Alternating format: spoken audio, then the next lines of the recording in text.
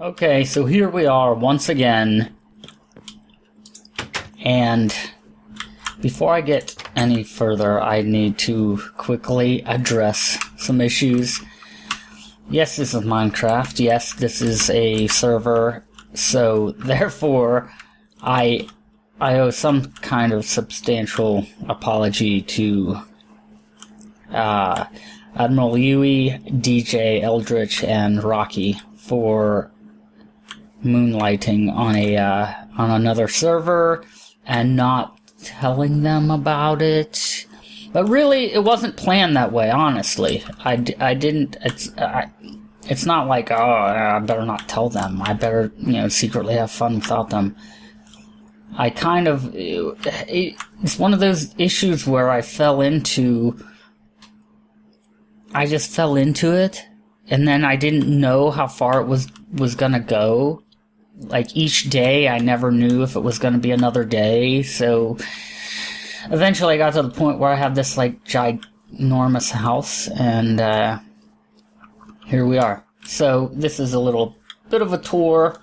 This is all thanks to Team GF. So, kudos to them for letting me play on their server. And I'll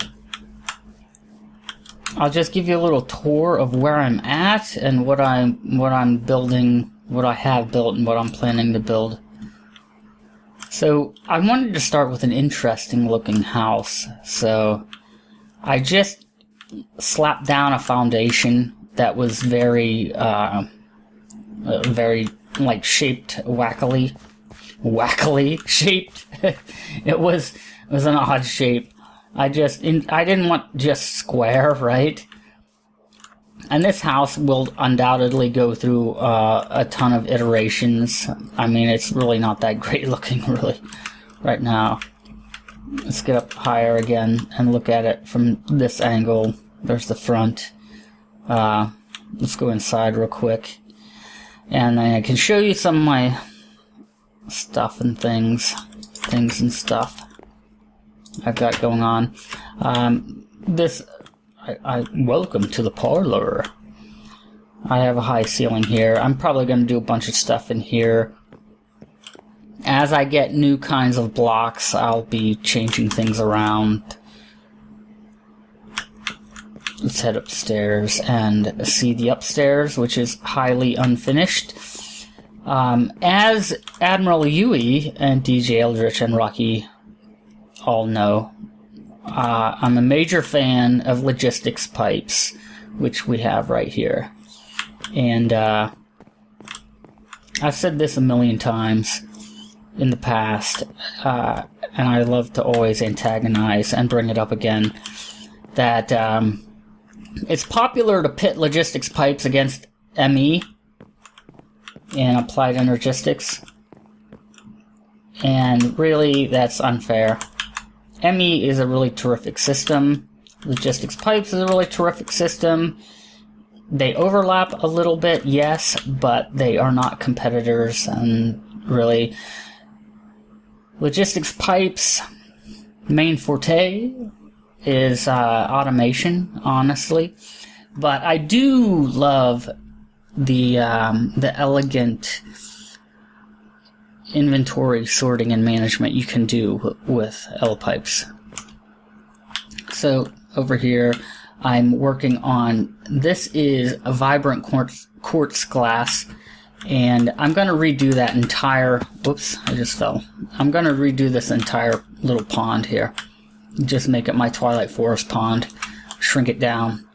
I'm going to make either a dome or just a square of vibrant quartz glass. You sort of saw a building next door. Let's see if I jump here. That's my blacksmith shop of sorts. I'm a very slow player when it comes to progression, advancing in power. Very, very slow. And I like to just do wacky, crazy, dumb, nonsensical things. I just have fun with it. There's a water wheel out there from Immersive Engineering. Here's my smeltery. I made a little passageway there. This is more logistics pipe stuff, where I will be routing ores through. This is storage drawers, which I am very new to. I've never really experimented and still haven't. But I am using storage drawers, and I just started using them because they're vastly cheaper to make and upgrade for the amount of storage you get compared to, say, Java.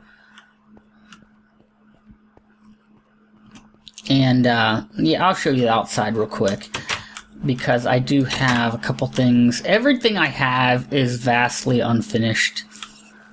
Just this is immersive engineering, little coal coke oven, or coke oven, little tiny water wheel. That's what's powering my logistics power junction. Whoops.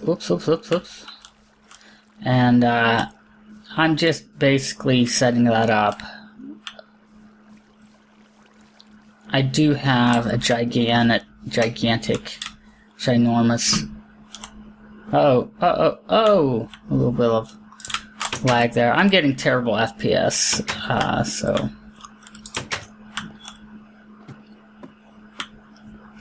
I'm gonna make a couple different entrances in here, but I sort of have a basement. Oh, of sorts.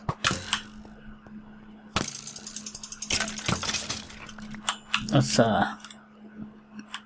destroy him with extreme prejudice.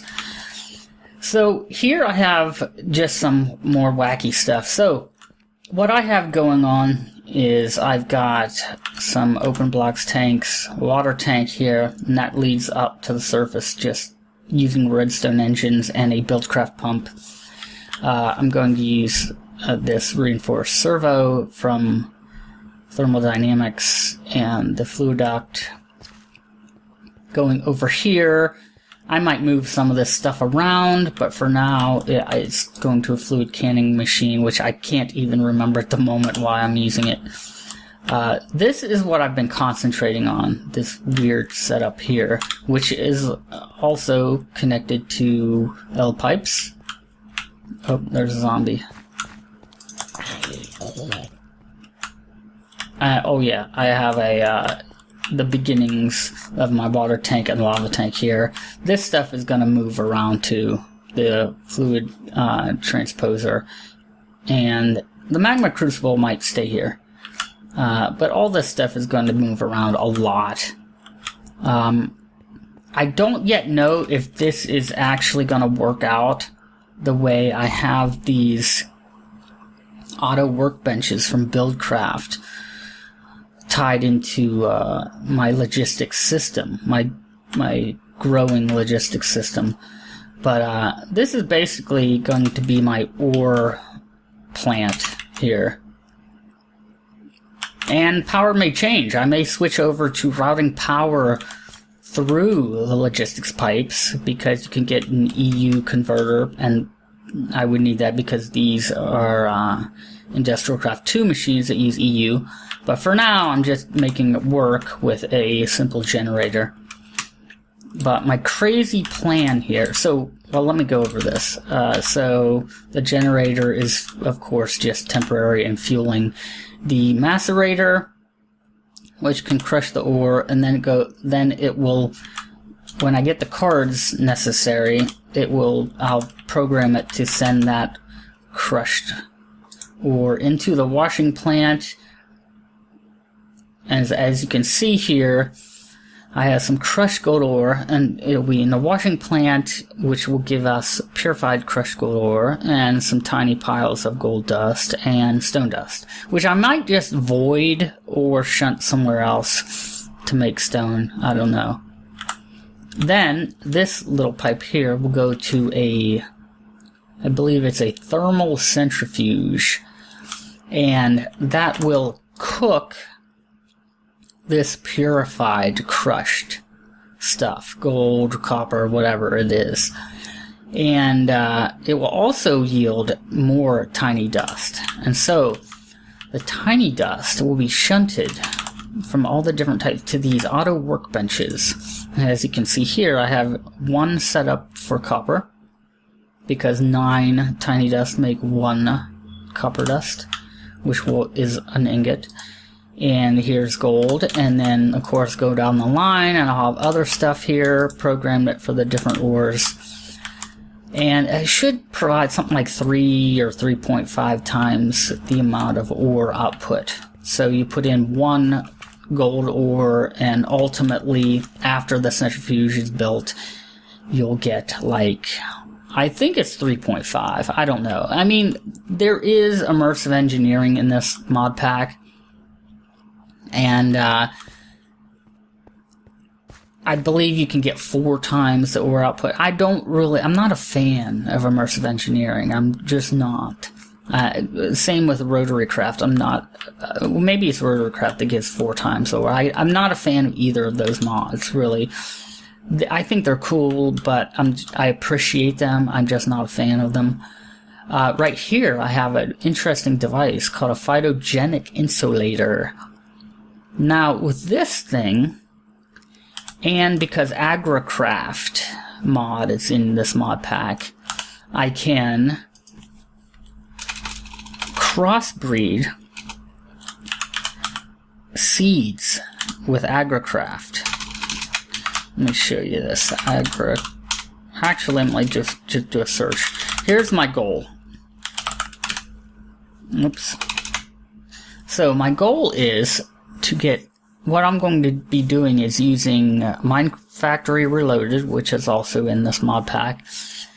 And so I'm doing a lot of farming to add to this tech stuff I'm building up here. And I'm going to use AgriCraft to create seeds. And Minefactory Reloaded hopefully will take care of harvesting and planting, all that jazz. And then maybe through some other machines, I'll be able to store the seeds. For instance, you have to crossbreed a cactus seed and a red tulip seed to get a cinder pearl seed, and it has to be planted in sand. But before that step, you have to crossbreed sugarcane seeds and poppy seeds to get the cactus seed. And before that, you have to crossbreed regular seeds and carrot seeds to get the sugarcane seeds. So I have to do all 3 of those steps to get my cinder pearl seeds.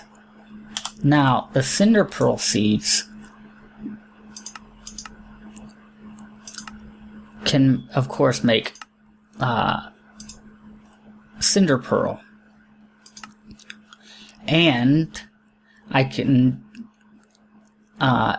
so when I have the seeds, I can collect the seeds and send them to this phytogenic insulator and use rich phytogrow with the cinder pearl seeds to yield my cinder pearls, right? Now, a cinder pearl makes blaze powder, right? So, I want the blaze powder. That's how I want to get blaze powder and just start mass producing blaze powder. Because I have this stupid crazy plan it's really convoluted. So I hope you can follow along. Because I want to make this thing called pyrotheum dust, I think, right here. Pyrotheum dust, okay? And what it's going to take is sulfur, redstone, blaze powder, and coal dust to make 2 pyrotheum dust. Now, I've been calling this stuff super coal, and it kind of is. Now, here's some backstory. Earlier, I found out in this mod pack, and I'm sure lots of other mod packs, you can make a nether furnace. Now, a nether furnace is extremely simple. It's simplistic. A nether furnace is basically built exactly like a regular base furnace, only you're just using netherrack right here to get the nether furnace. The nether furnace is much better than trying to go for like an iron furnace from IC2. IC2 adds like something like 25% efficiency in burning fuel over the base furnace. This thing here adds like something like 100%. It's like it's basically twice as fast, and i.e. efficient, whatever you want to call it, as a regular base furnace. So if you can get, this is really the way to go in the beginning of your game. So I haven't done all the math, but one pyrotheum dust in a nether furnace can cook 3 stacks of an item. So if you have 3 stacks of, say, iron dust, or 3 stacks of wood, it'll burn all 3 stacks. 1 pyrotheum dust will. So I'm guessing because it's twice as efficient as a base furnace, that if you put the pyrotheum dust in a default Minecraft furnace, it'll burn 1.5 stacks. So that's 64 plus 32. But in another furnace, it's 3 stacks. It's really basically a very stupid, convoluted, crazy plan I have, but it's fun and it's a goal. It's something I want to do. My other goal basically is to tie everything together with the logistics pipes. So that's about where I'm at right now. Oh, I need to get out of here. And as you can see, because I'm so slow at progression and just getting anywhere, it's just taking forever. But I figured at this stage of the game, it was worth... shoot. Got monsters nearby. I figured it was worth going ahead and showing at this point, because I did get a lot built as far as like just aesthetics of my building. You know, getting the looks going. Now, as far as looks go, I build in layers, so I will be redoing this and then redoing that and then redoing it again and redoing it again and redoing it again, especially as I get new types of materials, and slowly building up my logistics network. So that's about it. So maybe next time, whenever that is, I will have a lot more accomplished, and I think as long as they keep this world running, Team GF does, I will keep this. I would just keep going, and even if I get to a point where I feel like I've built everything I want, I will then go back to it and work on maybe improving the efficiency of it, and making it more compact and more efficient. Because I'm not very good at efficiency and building compact machinery, so I kind of just go crazy. I'm like, oh, I'll just put this here, whatever. I'll just make a 200-foot long pipeline. I don't care, and I'll just do it just to get it done. So later, maybe I will then be like, oh, well, maybe I don't need all this pipe, and I can tighten it up, and you know, and I can work on that later, and maybe even get help from you guys. So that's it. Thanks for watching, and thanks again to Team GF. Blue Sid is the one who really got me into the server, and I appreciate it. I'm having a lot of fun. I don't get to play. I play sporadically. I work a lot, so. But there you go. So again, thanks for watching, and I'll try to get an update again as I get a decent amount more progress done. I'll see everyone next time.